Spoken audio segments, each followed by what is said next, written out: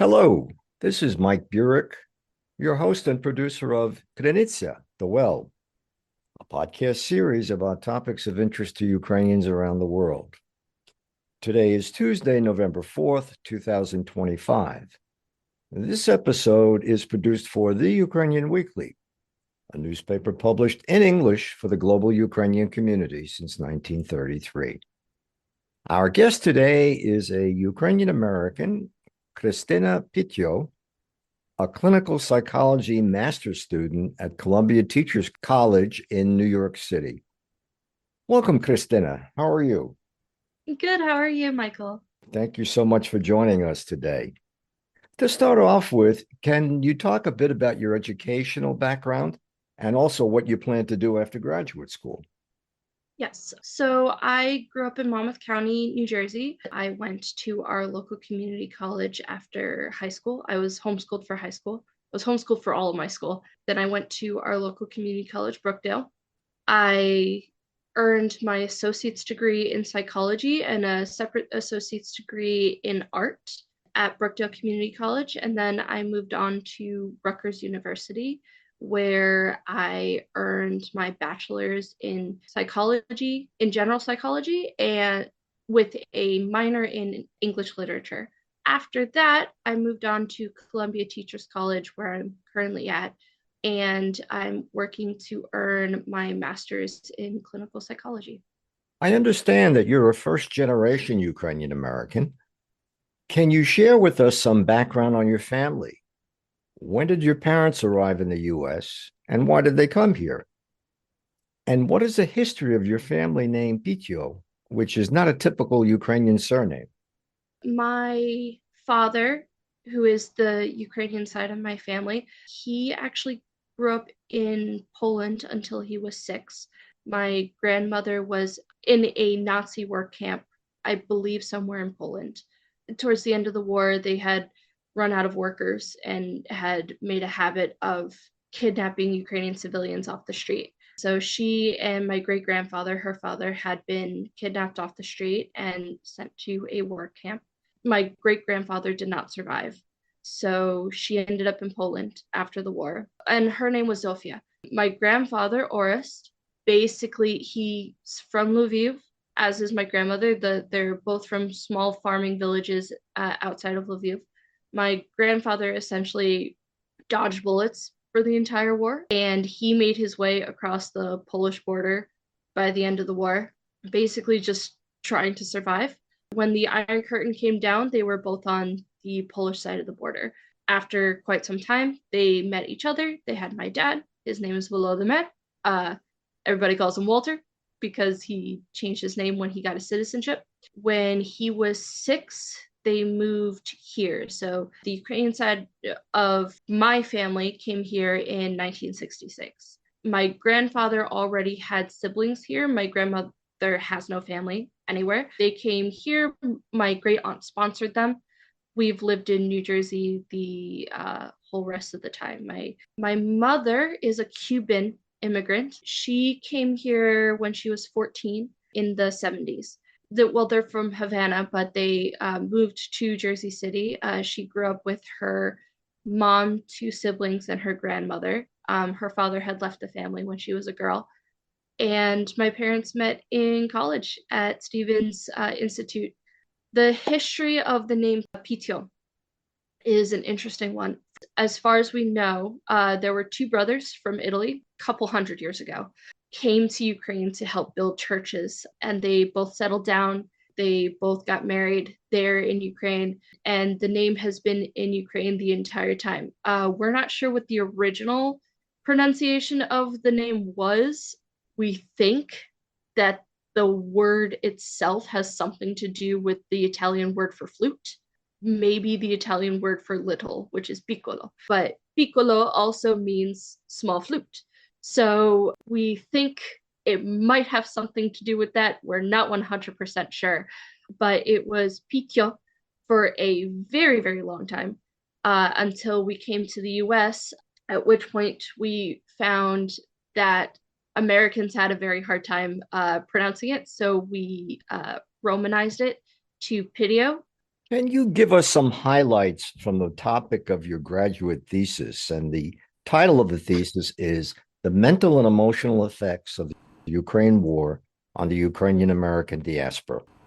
Highlights are war has victims. War is hard on everyone who experiences it, and the immediate consequences of war on those who are directly experiencing it are extremely dire. So, research in general has been focused on those people, on the people who are running from the bullet, like my grandfather, or the people who have been captured by the enemy or are being forced to work, like my grandmother. In my experience, there are more people touched by war than those who are dodging bullets and working in enemy camp. There are those who love them, who live very, very far away. There are those who left early for one reason or another, fleeing poverty, fleeing threat of war, fleeing any number of, and who are now untouched by the immediate consequences of guns and explosions, and yet are still having an experience. People like my family. So, the purpose of this study is to understand how wars affect diasporas. There are many diasporas of many different ethnicities, of many different cultural backgrounds. And as a science, psychology understands very well how war affects people that are going through it, but there's a huge hole involving those who are watching it happen, those who are connected to it on some sort of emotional or cultural or familial level, but who are in a position where they can only watch. That's really the purpose of this study. It's in two parts, the study itself. The first part is a questionnaire. It's based on the ICD-11 international surveys for PTSD and anxiety disorder. And then the second part is an interview where I ask people why they answered the way they did on the questionnaire. And I asked them to give more context. The purpose of that is to later do a thematic analysis on what is said during the interview to kind of understand people's general thoughts and feelings on everything that's going on, to provide more context to the questionnaire itself. How will you gather and select participants for this survey? How many do you need to make it valid from a statistical viewpoint? And how long does it take to actually complete the survey and the accompanying personal interview? How am I gathering participants? Various ways. I'm from New Jersey, so there's a large portion of the Ukrainian diaspora here. There's also a large portion of the Ukrainian diaspora in New York City. So I have run around the Bowery with flyers and cards, just kind of the Bowery is a part of the East Village in New York City where the majority of the Eastern European immigrants have kind of gathered. So I've run around the Bowery putting flyers everywhere. I've gone to the Ukraine Institute in New York City and put flyers there, left cards. I've run around to various Ukrainian churches and locations in New Jersey mostly to leave materials. I've put posts up on Facebook. I've tried to get things around through word of mouth to kind of snowball participants. Most recently, I worked with the Ukrainian History and Education Center. They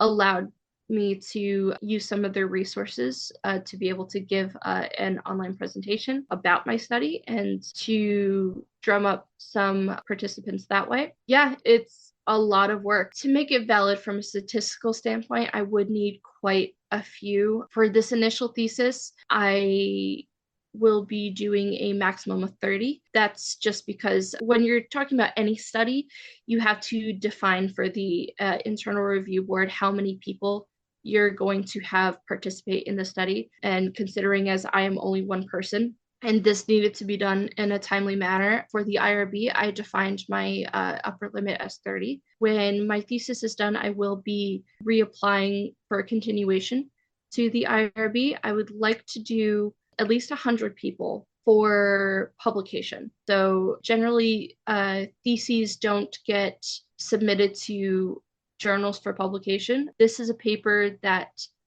I'm very passionate about. So I would like to submit it for a publication. I would like to do 100 people for that submission for publication. How many would that provide a statistically relevant example? To an extent, it would be at the low end of statistically relevant. I say 100 people because I'm but one person.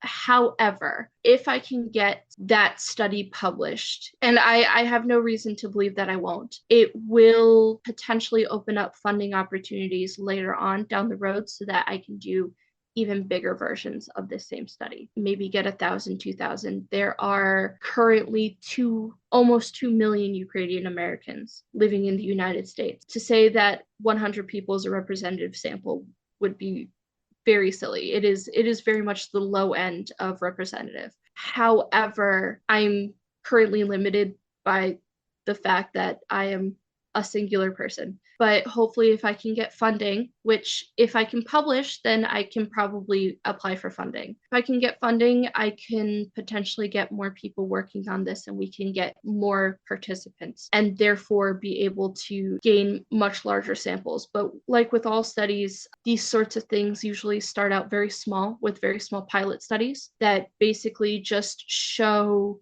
to IRBs and to journals that there is something to look for. And once you've shown that there's something to look for, you have a much better case to build the concept of, hey, let's put some money in this so that we can actually really say something about this population and other diasporic populations. So that's just the way studies go. There's no reason to be discouraged by the fact that the current study is quite small. All big studies start out as very small studies.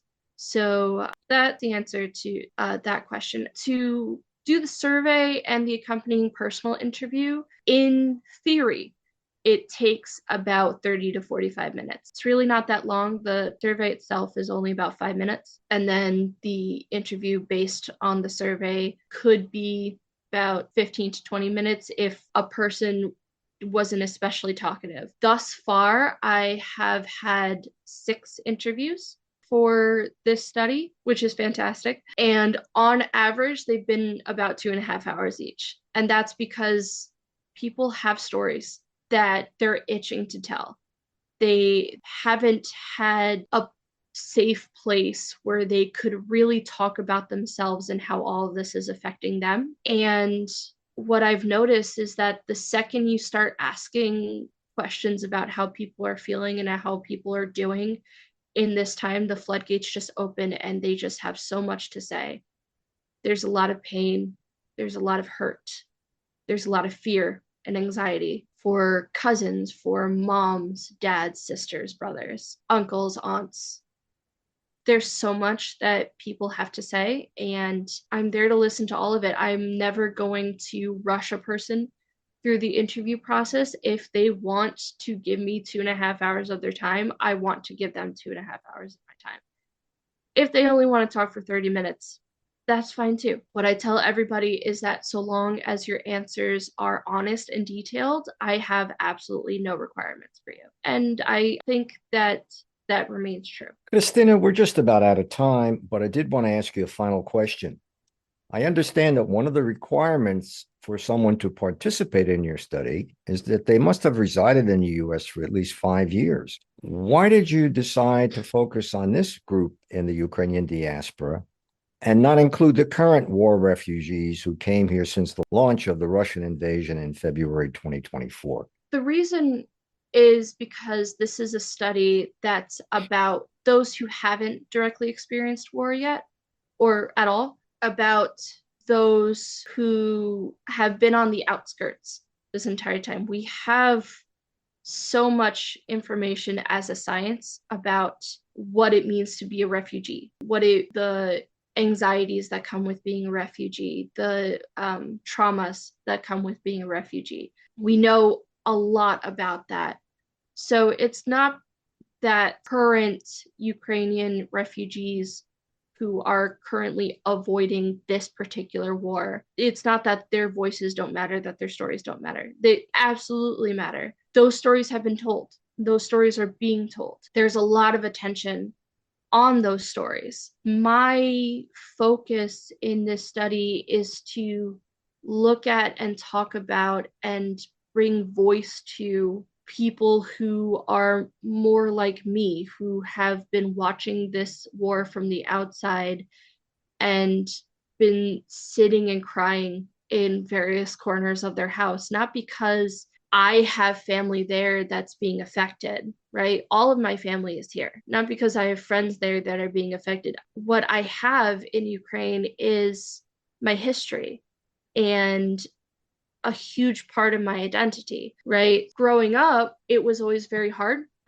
because Ukraine was not always a very well recognized country. I have had other kids and adults for some reason tell me throughout my childhood, oh, that's not a real place. What are you talking about? That's not a real place. That's not a real place. You're making it up. And when the Crimea incident happened, all of a sudden Ukraine was in front of everybody. All of a sudden people knew where Ukraine was. And yes, the Crimea incident was terrible, but things also started to get better sometime after that. To have the Russian invasion happen in a time of relative peace, for me, felt like I was losing a whole part of my identity again. There's more than just me. There are more people that are experiencing this sort of thing than just me. So when it was my turn to start putting my thesis together and to start figuring out what I wanted to do for my thesis, this was a topic that was already very near and dear to my heart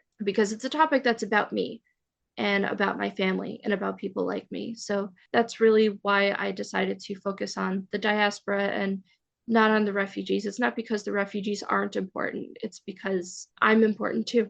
Christina, thank you so much for joining us today on Krynytsia. Thank you.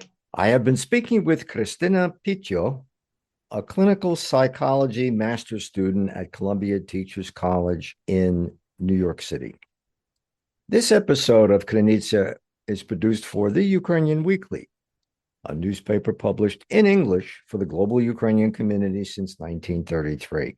And I'm Mike Burek, your host and producer of Krynytsia. Until next time, that's all for now.